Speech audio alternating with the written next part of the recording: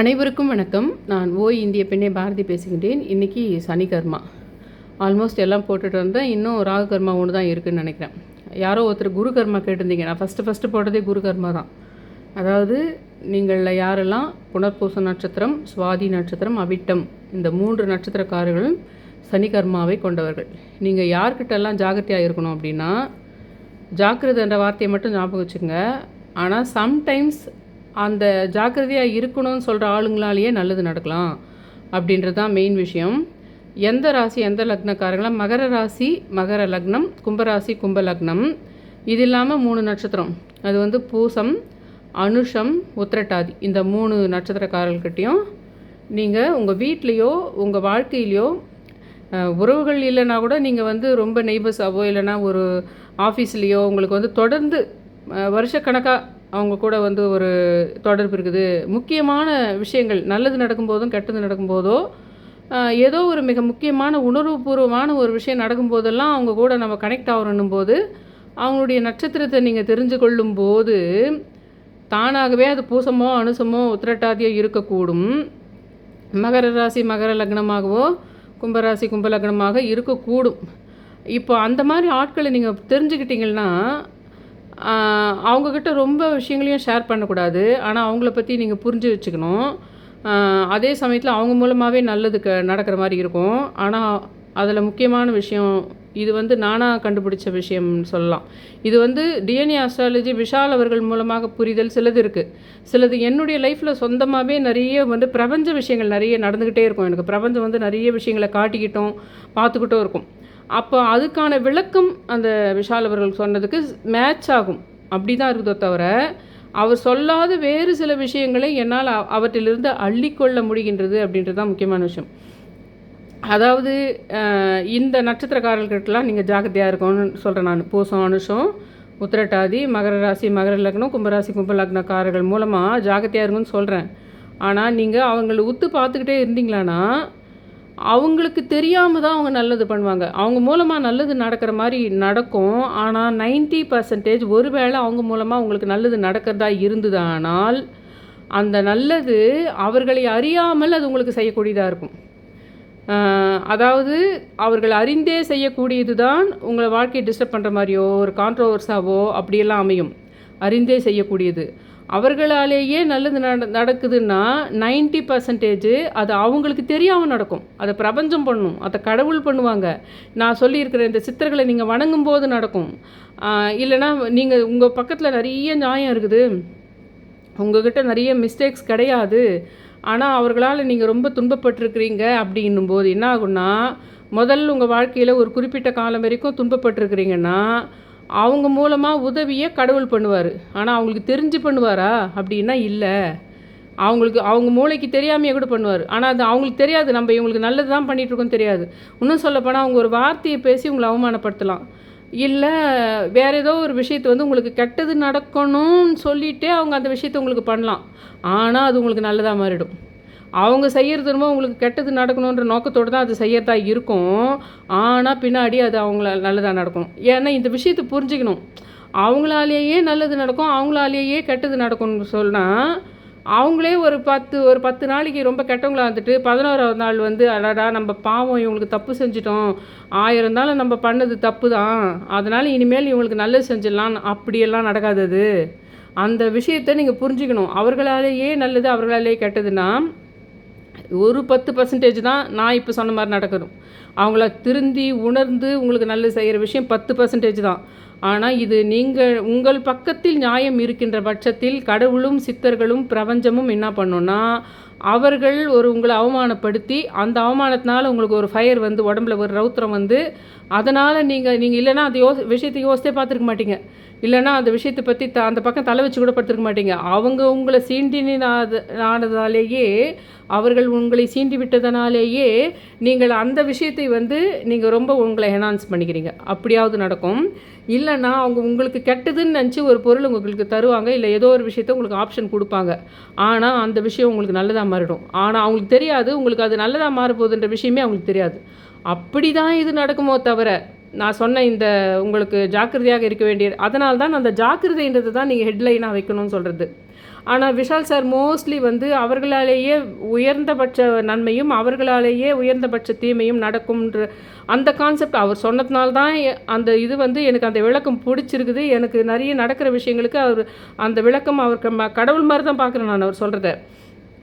ஆனால் ஒவ்வொரு வாழ்க்கையினுடைய ஒவ்வொரு நுணுக்கமும் நான் வந்து பார்த்து அனுபவித்து இந்த ஜோதிட விஷயத்துலையும் வந்து நான் ரொம்ப எங்கேஜ்லேருந்து நான் பார்த்துட்டு வரதுனால, பிரபஞ்சத்தை பார்த்துக்கிட்டு வரதுனால, கடவுள்களையும் சித்தர்களையும் பார்த்துக்கிட்டு வரதுனால எனக்கு அதில் புரிஞ்சது என்னன்னா, அவர்களாலேயே உச்ச சந்தோஷம் நடக்கிறது என்ற ஒரு விஷயம் வந்து அவர்கள் விரும்பி செய்வதில்லை. அதை அவர்கள் உங்களுக்கு வம்பு செய்வதாகத்தான் இருக்கிறார்கள்.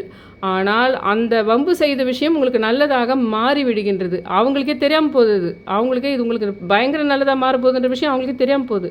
ஆனால் என்ன விஷயம்னா, நான் சொல்கிற இந்த சித்தர்களையும் இந்த வழிபாடு முறைகளையும் சுற்றி இருக்கிற நட்சத்திரங்களை கவனிக்கிற விஷயங்களும் மட்டும்தான் உங்களுக்கு தீமை செய்தாலும் அந்த தீமை நன்மையாக உங்களுக்கு வரத்துக்கு இந்த சித்தர்களும் அந்த கடவுள்களும் அந்த நட்சத்திர நாள்களை ஞாபகம் வச்சுக்கிறது, அந்த நட்சத்திர சித்தர்களை வணங்குறது, உங்களை சுற்றி இந்த நட்சத்திரக்காரர்கள் யாரெல்லாம் இருக்கிறாங்கன்னு நோட் பண்ணி வச்சுக்கிறது, இதன் மூலமாகத்தான் உங்களுக்கு அந்த பிரபஞ்சம் உங்கள்கிட்ட அதை எடுத்துன்னு வந்து சேர்க்கும். உங்களுக்கு யாரெல்லாம் தீங்கு நடக்கணும்னு நினச்சா கூட அதை நல்லதாக மாற்றுற விஷயத்த அந்த பிரபஞ்சம் தான் பண்ணும். அதாவது புனர்பூசம், சுவாதி, அவிட்டம் 3 பேரும் சனிக்கர்மா இருக்கிறவங்க நீங்கள். உங்களுக்கு வந்து பூச நட்சத்திரம், அனுஷ நட்சத்திரம், உத்திரட்டாதி நட்சத்திரம், அதுக்கப்புறம் மகர ராசி மகர லக்னம், கும்பராசி கும்ப லக்னம். இவங்களாலெல்லாம் மிகுந்த நல்லதும் மிகுந்த கெட்டதும் நடக்கும். ஆனால் ஜாக்கிரதையாக இருக்கணும் அப்படின்றதும் இப்போ நான் சொன்ன விஷயத்தையும் ஆழமாக யோசித்துக்குங்க. இதில் வான்மீக சித்தரை பற்றி கொஞ்சம் சொல்கிறேன். வால்மீக சித்தர் வந்து வால்மீகி இந்த நம்ம இதுதான் இது ராமாயணத்தை எழுதினார் இல்லைங்களா, அவர் தான் வால்மீகி சித்தர். இது இன்னொரு கர்மா கூட அவரே தான் சொல்லியிருந்தேன் நான். இவர் வந்து இந்த சவுத் சைடில் வால்மீகர்னு சொல்கிறாங்க இவரை. அந்த இதில் தான் வால்மீகி கம்பராமாயணத்தை எழுதியவர் வால்மீகின்றாங்க. ஆனால் இவர் சித்தர்ன்னு சொல்லும்போது இவரை சவுத் சைடில் வான்மீகர் சித்தர் அப்படின்னு தான் சொல்கிறாங்க. வான்மீக சித்தர் வந்து நிறைய எழுதியிருக்கார். அதாவது ஒரு ஃபார்முலா மாதிரி சில ஞானம் அறிவு சம்பந்தமான சில ஃபார்முலா மாதிரி நிறைய விஷயத்த அவர் பண்ணியிருக்கார். அவருடைய ஜீவசமாதி வந்து திருவாரூர் மாவட்டத்தில் எட்டுக்குடியில் ஒரு முருகன் கோயில் இருக்குது. அந்த இடத்துல தான் அவர் ஜீவசமாதி அடைஞ்சார். திருவாரூர் மாவட்டத்தில் எட்டுக்குடியில் இருக்கிறது தான் ஒரு மெயின் ஜீவசமாதி அந்த வான்மீகர் அடைஞ்சது. இது இல்லாமல் திருப்பத்தூரில், சிவகங்கை மாவட்டத்தில் திருப்பத்தூரில் திருத்தளிநாதர்னு ஒரு கோயில் இருக்குது. அந்த இடத்துலையும் வந்து ஒரு மரம் இருக்குது, சரக்கொன்றை மரம் இருக்குது. அது கீழே தான் அவர் தவம் செய்து வந்தார். இந்த வால்மீகி வந்து சமஸ்கிருத மொழியில் தான் ராமாயணம் எழுதினார். வால்மீக முனிவர் தான் இங்கே நம்ம சவுத் சைட்லலாம் வந்து வான்மீக சித்தர்னு சொல்லப்படுறது. போகர் சித்தர் வந்து 7000 ஒரு நூல் எழுதினார்ல, போகர் 7000ன்னு ஒரு நூல் எழுதினார்ல, அதில் இந்த வால்மீகி ராமாயணத்தை பற்றி அவர் எழுதியிருக்கிறாருன்னும், அவர் தான் இது வந்து மற்ற நிறைய சித்தர்கள் பண்ண விஷயங்களை போகர்னுடைய 7000 நூல்லேருந்து தான் மற்ற சித்தர்கள் யாரெல்லாம் என்ன பண்ணாங்கன்ற விஷயம்லாம் தெரிய வந்தது.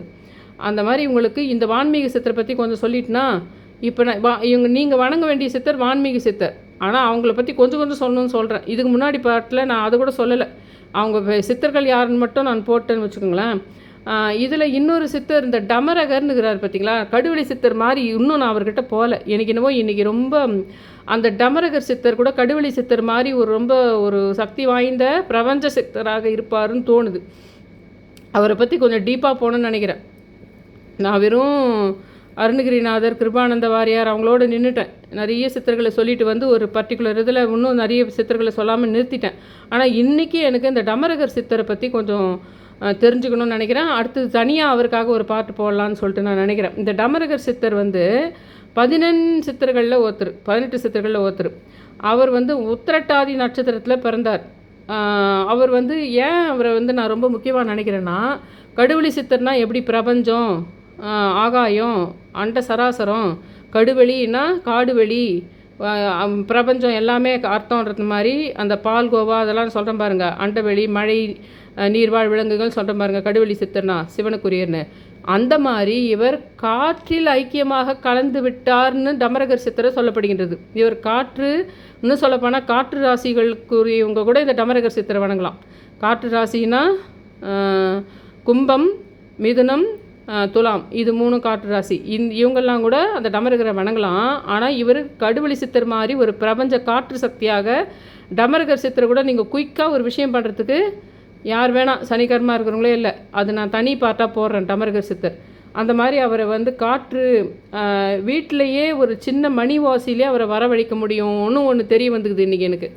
வீட்டில் அந்த காற்று ரூபமாக தான் அவர் இருக்கிறாரு, வீட்டில் ஒரு சின்ன மணி அசைச்சு அவரை வர வச்சிடலாம் அப்படின்ற ஒரு மேட்ரு ஒன்று எனக்கு கிடச்சிருக்குது. அதனால் நீங்கள் சனிக்கர்மா இருக்கிறவங்க இந்த டமரகர் உத்திரட்டாதி நட்சத்திரம் பிறந்தவர், அவர் 18 சித்தரில் ஒருத்தர் டமரகர், அவரை வணங்கலாம். அதாவது இந்த 3 பேருமே அந்த 3 பேரையுமே வணங்கலாம், ஒருத்தர் தான் இல்லை.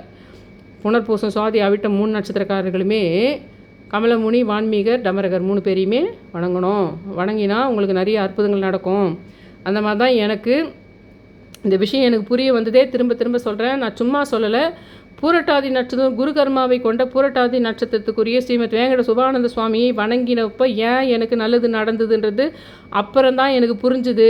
ஏன்னா குரு கர்மாவை உடையவர்களெல்லாம் புனர்பூசம் விசாகம் பூரட்டாதி நட்சத்திரம் வந்து பூரட்டாதி நட்சத்திரத்தினால நான் சொன்ன பாருங்க, இப்போ கொஞ்ச நேரத்துக்கு முன்னாடி மிகுந்த நல்லதும் நடக்கும் மிகுந்த கெட்டதும் நடக்கும்னு சொன்ன பாருங்க. அதில் ஒன்று எனக்கு பூரட்டாதி, எனக்கு என் லைஃபுக்கு பூரட்டாதி அப்படி ரொம்ப நல்லதும் ரொம்ப கெட்டதும், அவர்களாலேயே நல்லதோ அவர்களாலேயே கெட்டது நடக்குதுன்றது ஒரு விஷயம் இருக்குது சொன்ன பாருங்க. அந்த மாதிரி எனக்கு அது அப்போ நான் வேங்கட சுபானந்த சுவாமியை வணங்கினா நிறைய விஷயம் நடக்குதுன்னு புரிஞ்சுதோ தவிர அப்புறம்தான் புரிஞ்சுது ஏன் அது அந்த மாதிரின்னு. அதுக்கும் அப்புறம் ஒரு 6 மாதம் பொறுத்து தான் புரிஞ்சுது. ஒரு நட்சத்திரமே 3 கர்மாவை கொண்டது, அதுக்கு 3 நட்சத்திரக்காரர்கள் இப்படி நல்லதும் கெட்டதும் இருக்குது, அதனால தான் நம்மளுக்கு அந்த மாதிரி நடந்தது அப்படின்னு 6 மாதம் பொறுத்து புரிஞ்சுது. அப்போனா நம்மளுக்கு வேங்கட சுபானந்த சுவாமி மட்டும் கிடையாது, நம்ம ஏற்கனவே ஒரு 4 வருஷமாக கும்பிட்டுன்னு இருக்கிற கனகம்பட்டி ஐயா புனர்பூசம் அவரும் கூட தான். அதே மாதிரி நான் விசாகத்துக்காக யாரை இது பண்ணுறேன்னா இவர் ஒட்டன் சித்தரும் ராமசாமி சித்தரும் போரூர் சிதம்பரம் சித்தரும், இவங்க 2 பேருமே விசாக நட்சத்திரத்துக்குரியவங்க. அந்த மாதிரி அதுவும் ரொம்ப வித்தியாசமாக தெரிஞ்சுது எனக்கு. அந்த ஒட்டன் சித்தர் ராமசாமி சித்தர் விஷயத்தில் கூட ரொம்ப வித்தியாசமாக வேறு ஒரு லிங்க், பிரபஞ்ச லிங்க் எனக்கு அவர் கூட கிடச்சிது, இந்த 3 நட்சத்திரத்துக்கு சம்மந்தப்பட்ட சித்தர்கள் எல்லாமே. அதனால்தான் நான் இந்த மாதிரி சீரீஸ் போட்டுன்னு வரேன். அதனால்தான் நான் வந்து எப்போவுமே நெட்டில் போனோம்னா இந்த சித்தர் இந்த இந்த இதில் பிறந்தார் அவரை கும்பிடுங்க, இந்த நட்சத்திரக்காரர்கள்லாம் இவங்களை கும்பிடுங்கன்னாங்க. அது மாதிரி கிடையாது இது.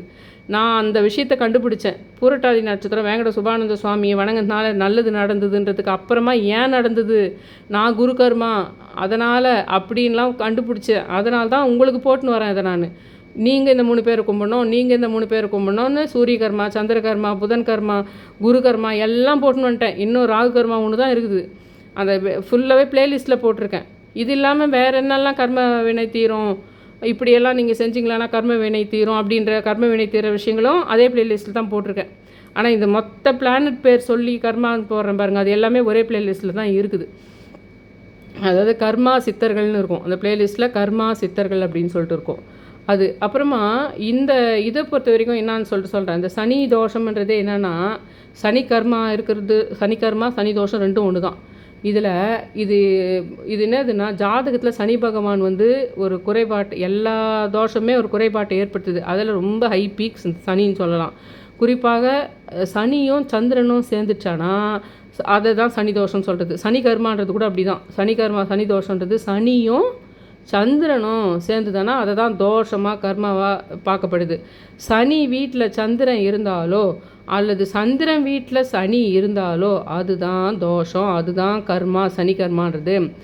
இந்த சனி தோஷம், இந்த சனி கர்மா ஏற்படுறதுக்கு முக்கியமான காரணம் என்னென்னா, சனி பகவான், செவ்வாய், சந்திரன், ராகு இந்த கிரகங்கள் எல்லாமே ஒன்றோடு ஒன்று ஒரு வீட்டில் இருக்கிறதோ இல்லை இதுங்களில் 1-2 ஒரு வீட்டில் இருக்கிறதோ இப்போல்லாம் இது நடக்கும். ஒருத்தர் ஜாதகத்தில் சனியும் சந்திரனும் சேர்ந்து இருக்கும்போதும் நடக்கும். சனி வீட்டில் சந்திரன் இருந்தாலோ இல்லை சந்திரன் வீட்டில் சனி இருந்தாலும் இது நடக்கும். இதனால் என்ன தீமைன்னு பார்த்தா ரொம்ப பயங்கரமான வறுமை, கடன்னா கடன், ஒரு நிலையான தொழிலே கிடையாது, ரொம்ப வாழறதுக்கே கஷ்டமாகுது, அவமானமாக இருக்குது, செத்து போயிடலாமான் இருக்குது, எதில் பார்த்தாலும் தடை. இதெல்லாம் இந்த சனி தோஷம்தான். ஒரு மாதிரி ரொம்ப லேசியாக இருக்கும், நாளைக்கே எல்லாம் செஞ்சிடலாம் தோணும், ஆனால் படுபயங்கர சோம்பலாக இருக்கும், இல்லை உடம்புல பிறப்பிலேயே ஊனம் இருக்கும். அந்த மாதிரியான, இல்லை நடு வயதில் இந்த மாதிரி, இல்லைன்னா சைக்கலாஜிக்கல் டிஸார்டர். அங்கே சந்திரன் சேர்ந்தது கண்ணா. அங்கே சந்திரன்றது மனக்காரகன், சனின்றது இந்த மாதிரி வந்து நீதிமானாகவும் உடல் உழைப்பு சம்மந்தமானாகவும் ஒரு ஒரு மாதிரியான விஷயம் அந்த சனின்றதே உங்களுக்கு. அதில் மனசு சத்தை கனெக்ட் பண்ணிடுது. உங்களுக்கு ட்ரீட்மெண்ட்டு உங்களுக்கு வந்து இது தரவங்க, தண்டனை தர்றவங்க நீதிமானா ஒருத்தர் இருப்பாங்க. நீங்கள் பண்ண தப்புக்கு இத்தனை தண்டனை அத்தனை தண்டனைன்னு சொல்கிறவர் ஒருத்தர். அவர் கூட ஏற்றும் போயிட்டு மனக்காரகன் சந்திரன் ஏற்றும் போய் ஜாயின் பண்ணி விட்டுடுது. அதனால் என்ன ஆயிடுதுன்னா சைக்கலாஜிக்கல் டிஸார்டரு, செத்து போயிடலாமான்னு தோன்றுறது நடக்கிற விஷயங்களுக்கு. இதே வேறு எதனா ஒரு கர்மா வந்துதானா உனக்கு எவ்வளோ பிரச்சனை வந்தாலும் அதுலேருந்து மீள்றதுக்கு யோசிக்கும். இது அந்த மனக்காரகனும் சனியும் சேரத்தினால என்ன ஆகுதுன்னா சூசைடு தாட்டு வந்துக்கிட்டே இருக்கும். இந்த சனி கர்மாவனுடைய மெயின் விஷயமே என்னன்னா செத்து போகலாமான்னு தூண்டிக்கிட்டே இருக்கும் உங்களுக்கு. சின்ன சின்ன விஷயத்துக்கெல்லாம் கூட நம்ம தோத்துட்டோன்ற மாதிரி தோண வைக்கும். எப்போ பாரு அழுதுன்னு இருக்குது. இதுங்கெல்லாம் நடக்கும் அந்த சனி இதில். இதுக்கு நீங்கிறதுக்கு ஒரு சனி பகவானை கும்புறது, சனி ஸ்லோகங்களை சொல்கிறது, ஏழைங்களுக்கு உதவி செய்யுது. யூனிஃபார்ம் சர்வீஸ் பண்ணுறாங்க பாருங்கள், உங்களுக்கு ஆட்டோ ஓட்டுறவங்க, ஹாஸ்பிட்டலில் இந்த ப்ளூ துணி போட்டுக்கிட்டு இருக்கிறவங்க, அதுக்கப்புறம் துப்புரவு தொழிலாளிகள், அந்த மாதிரி யூனிஃபார்ம் போட்டுக்கிட்டு அதாவது அன்னாடங்காட்சியாக இருப்பாங்க. பாடுபட்டு ஒரு வேலை செய்தால் எம்மத்தோடு சம்பளம் வரும். அவங்க எல்லாமே அந்த சனியோட சம்மந்தப்பட்டவங்க தான். அவங்களுக்கு ஹெல்ப் பண்ணுறது, அவங்களுக்கு துணி வாங்கி தருது, அவங்களுக்கு காசு ஹெல்ப் பண்ணுறது, அவங்க வீட்டு விஷயங்களுக்கு ஹெல்ப் பண்ணுறது, அது இல்லை அவங்களுக்கு ஒரு வேலை வாங்கி தருது. இப்படியே தான் இந்த புனர்பூசம் சுவாதி அவிட்ட நட்சத்திரக்காரர்கள் செய்யணும். அதே மாதிரி 7 சனி வரும்போதும், மற்ற அஷ்டம சனி வரும்போதும், அர்த்தாஷ்டம சனி வரும்போதும் கூட இதே தான் அதுக்கு பரிகாரம். ஒரு நிறைய ஸ்கின் ப்ராப்ளம் இருக்கிறவங்களுக்கு பிரதோஷ சமயத்தில் ஸ்கின் ப்ராப்ளம், அதுக்குன்னு தேடி போய் பிரதோஷம் அன்றைக்கி ஸ்கின் ப்ராப்ளம் இருக்கிறவங்கள தேடிட்டு இருக்க முடியாது. இதெல்லாம் ஒன்றா ஞாபகம் வச்சுக்கணும். ஏன்னா அன்றைக்கி பிரதோஷ சமயத்தில் இன்னும் ஸ்பெஷலைஸ்ட் ஆகுதுன்றதுனால. அதே மாதிரி இந்த தோல் வியாதிகள் இருக்கிறவங்க, இந்த மாதிரி உடல் நோயாளி, மிகுந்த வயோதிகர்கள், மிகுந்த ஏழையானவர்கள், அந்த மாதிரி வந்து பிளாட்ஃபார்மில் இருக்கிறவங்க, அழுக்கான இடத்துங்களில் இருக்கிறவங்க, பாடுபட்டு இருக்கிறவங்க, சதா காலையிலேருந்து சாயந்தரம் உழைச்சாலும் தம்ம துண்டு காசு வாங்குறவங்க எல்லாருமே சனி சம்மந்தப்பட்டவங்க. அவங்களுக்கு உதவி பண்ணுறது மட்டுமே இதுக்கு சிறந்த பரிகாரம். அதுக்கான கோயிலுக்கு போனோம், அதுக்கான தூரம் இருக்கிற செலவு பண்ணுற கோயிலுக்கு போகிறதுக்கு, அந்த கோயிலுக்கு தூரம் இருக்கிற சனி பகவான் கோயிலுக்கு போகிற அவ்வளோ காசை உங்கள் வீட்டுக்கு சுற்றி இருக்கிற இந்த ஏழைங்களுக்கு, ஸ்கின் ப்ராப்ளம் இருக்கிறவங்களுக்கு, இந்த யூனிஃபார்ம் போட்டு வேலை பண்ணுறவங்களுக்கு, ரோடு துப்புரவு தொழிலாளர்களுக்கு கொடுத்துடலாம். நீங்கள் அதை விட 10 மடங்கு உங்களுக்கு நான் இது பண்ணிவிடும். உங்களுடைய தோஷத்தை நீக்கும். அது நீங்கள் அங்கே போகிறதுக்கு ரொம்ப பணக்காராக இருந்தால் நீங்கள் போகலாம். தூரம் இருக்கிற கோயில் என்னென்ன கோயிலுக்குதோ அதுக்கெல்லாம் போகலாம். இல்லைன்னா நீங்கள் உங்களுக்கு சுற்றி இருக்கிறவங்களுக்கு, உங்களுக்கு இருக்கிற காசை வச்சு உங்களுக்கு சுற்றி இருக்கிறவங்களுக்கு பண்ணிடுறது தான் பெஸ்ட்டு. அப்புறம் அது போக அவருடைய சனி பகவான் ஸ்தோத்திரங்களை சொல்கிறது, இந்த எல் தீபம் போகிறது, அந்த மாதிரிலாம் பண்ணுறது நீங்கள் பண்ணலாம். இந்த சனி தோஷம் இருக்கிறவங்க ஒரு செய்யவே கூடாதுன்னு சில விஷயங்கள் இருக்கும் பார்த்தீங்களா. அப்படி என்னதுன்னா இந்த ஆன்மீகத்தை பற்றி குறைச்சி பேசுறது, கடவுள்னே ஒன்று இல்லைன்னு வாக்குவாதம் பண்ணுறது, கடவுளை பற்றி என்ன செய்துட்டார், எல்லாம் அந்த கோயிலுக்கு போனால் அதெல்லாம் ஒன்றும் நடக்கலை, அந்த கோயிலுக்கு போனால் அது ஒன்றும் கடன் தீரலைன்னா ஒரு கோயிலை பற்றி குறைவாக சொல்கிறது, ஒரு கடவுளை பற்றி குறைச்சி சொல்கிறது, அதெல்லாம் பண்ணக்கூடாது. அதே மாதிரி கடவுளை ஒரு அவமரியாதையாக பேசுறது, தனக்கு ஒன்று செய்யலைன்னா, ஏன்னா அந்த சனி கர்மா இருக்கிறவங்க பண்ணி தொலைப்பாங்க. அதனால் இது எல்லாருக்குமே உண்டு இந்த குணம். ஆனால் அந்த சனிகர்மா இருக்கிறவங்க கம்பல்சரி தனக்கு நடக்கலைன்னா செய்ய மாட்டாங்க. நிறைய ஒரு வேண்டுதல் வச்சுருவாங்க. அந்த வேண்டுதல் வந்து கடவுள் கொடுக்குறதா தான் இருக்கும், ஆனால் உடனே தரதா இருக்காது. முதல்ல நான் கேட்டதை கொடுக்கட்டும், அப்புறம் நான் செஞ்ச வேண்டுதலை பண்ணிட்டு போகிறேன் அப்படின்ற மாதிரி அந்த கடவுளை வந்து ஒரு அவங்க வச்ச வேலைக்கார மாதிரி தான் பார்ப்பாங்க நிறைய சனிகர்மா இருக்கிறவங்களே. அந்த கொஞ்சம் அவங்க கேட்டது செய்யலை, நிறைவேறலைனாலே அதெல்லாம் சும்மா கடவுளுன்றதெல்லாம் சும்மா அப்படின்னு சொல்லிட்டு உடனே அந்த கடவுளை எடுத்தெறிந்து பேசக்கூடிய ஒரு விஷயம் சனிகர்மா இருக்கிறவங்களுக்கு உண்டு. அவங்க கடவுளை மட்டும் இல்லை, அப்பா அம்மா வயதில் மூத்தவர்கள் இவங்க எல்லாரையுமே தனக்கு உடனே ஒருத்தர் செய்யலைன்னா அவங்கள உடனே உறவுகளையும் சரி, வயதில் மூத்தவர்களையும் சரி, தனக்கு வேண்டியதை செய்யாதவர்களை துச்சமாக நினைக்கின்ற ஒரு குணமே சனிகர்மாவுக்கு உண்டு.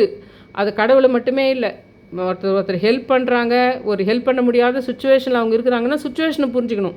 உடனே அவங்கள நிந்திச்சு பேசக்கூடாது. அது ஒரு இன்னும் பயங்கரமான கர்மாவாக உங்களுக்கு மாறிடும் அப்படின்றத சொல்கிறேன். அது கடவுள் மட்டுமே இல்லை, இந்த பெரியவங்க குரு மாதிரி இருக்கிறவங்க எல்லாருமே மரியாதை இல்லாத சொற்களை நீங்கள் வந்து யூஸ் பண்ணவே கூடாது அப்படின்றது தான் முக்கியமான விஷயம். டமரகர் சித்தரை பற்றி கொஞ்சம் சொன்னேன், வான்மீக சித்தரை பற்றி கொஞ்சம் சொன்னேன். கமலமுனி சித்தர்ன்றவர் வந்து அவரும் 18 சித்தர்களில் ஒருத்தர் தான். இவர் வந்து இந்த கௌரவர்கள் தான் மகாபாரதத்தில் கௌரவர்கள்லாம் யாருன்னு கேட்டிங்களன்னா அவங்க தான் குறவர்கள். குறவர்கள்லாம் யாருன்னு கேட்டிங்கன்னா அவங்கெல்லாம் மலைவாழ் மக்கள். உலகத்தில் முதல்ல மலையில் தான் மக்கள் வாழ்ந்தாங்க. அதுலேயும் இந்த தமிழ்நாடு, அந்த குமரி கண்டம் அந்த பக்கம், அது இன்னும் சொல்லப்போனால் அந்த மேற்கு தொடர்ச்சி மலை அதுங்கெல்லாம் அப்படி தான் வரும். குமரி கண்டத்துலேருந்து அதுக்கப்புறம் தமிழ்நாடு, ஸ்ரீலங்கா பக்கம் வந்திருப்பாங்க உங்களுக்கு. மலையில் முதல்ல உலக மக்கள் வாழ்ந்தாங்க பார்த்தீங்களா, அவங்க தான் குறவர்கள். அவங்க தான் மகாபாரத்தில் வர கௌரவர்கள். அந்த குறவர் குடியில் தான் இந்த கமலமுனி வந்து பிறந்தார். வைகாசி மாதத்தில் பூச நட்சத்திரத்தில் பிறந்தார். இவர் அநேகமாக ஒரு நேற்றோ முந்தினேற்று தான் பூச நட்சத்திரம் போச்சுன்னு நினைக்கிறேன். அன்றைக்கி தான் அவருடைய மெயின் குரு பூஜை நாள்னு நினைக்கிறேன். குரு பூஜை நாள் இல்லை, பிறந்திருக்கிறார், ஜெயந்தி நாள். நேற்றோ முந்தினேற்று தான் வைகாசி மாதம் பூசம் வந்து நேற்றோ முந்தினேற்று போச்சு. அப்போ தான் கமலமுனியோட ஜெயந்தி நாளாக இருந்திருக்குது. பூச நட்சத்திரத்துக்கு உரியவர் இவர் வந்து போகர்கிட்ட சீடனாக இருந்தார். அதை மாதிரி சித்தர்களில் இது ரொம்ப புகழ்பெற்றவராக அந்த கமலமுனி இருந்தார் அப்படின்றது மட்டும் இப்போதைக்கு சொல்கிறேன் நான். மற்றதெல்லாம் அப்புறம் பார்த்துக்கலாம். ஞாபகம் வச்சுங்க, கமலமுனி, வான்மீகர், டமரகர்ன்ற வரைக்கும் நீங்கள்லாம் கும்பிடுங்க. புனர்பூசம், சுவாதி ஆகிட்டோம். அது இல்லாமல் நான் சொல்கிறேன் யாருக்கெல்லாம் ஹெல்ப் பண்ணணுன்ற மாதிரி விஷயங்கள். இதை நீங்கள் பண்ணாலே போதும். இந்த சித்தர்களை நீங்கள் தொடர்ந்து வணங்கினாலே போதும். அது இல்லாமல் இந்த டமரகரை நான் கடுவெளி சித்தர் மாதிரி ஃபுல் அண்ட் ஃபுல் அவரை பற்றி ஒரு 4 பார்ட் 5 பார்ட் பேச போகிறேன். எனக்கு ஒரு கனெக்ஷன் இன்றைக்கி அவர் கூட கிடச்சிது. அதையும் சொல்லி நான் முடிச்சுக்கிறேன். என்னோடய சேனலை சப்ஸ்கிரைப் பண்ணுங்கள், ஷேர் பண்ணுங்கள், லைக் பண்ணுங்கள். ரொம்ப ரிக்வஸ்ட் பண்ணி கேட்டுக்கிறேன். Thank you all.